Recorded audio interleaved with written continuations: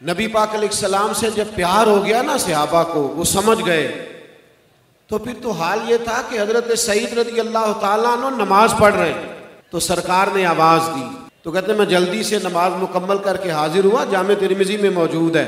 سرکار نے فرمایا بلایا تو آئے نہیں، عرض کی یا رسول اللہ نماز پڑھ رہا تھا، تو فرمایا تم نے اللہ کا فرمان نہیں پڑھا، جب رب رسول بلائے تو فوراً حاضر ہو جاؤ۔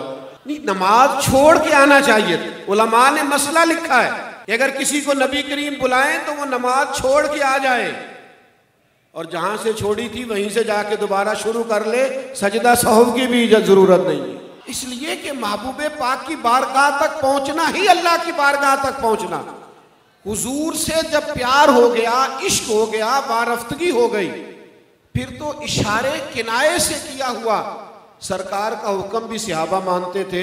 اسی طرح حضور خطبہ جمعہ ارشاد فرما رہے ہیں، کبھی کبھی کہنا پڑ جاتا ہے نا، ہمارے مجموع کی تو مثال نہیں دی جا سکتی، بلا مثال و بلا تشبیہ، وہ تو سرکار کا مجمع پاکیزہ۔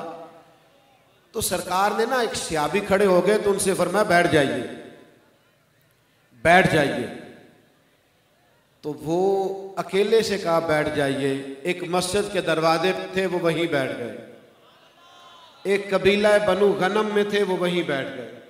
تکمیل نماز پر سرکار نے فرمایا آپ کہاں تھے، آپ کہاں تھے، آپ کہاں تھے؟ یا رسول اللہ وہ آپ کی آواز آئی تھی بیٹھ جاؤ تو بیٹھ گئے؟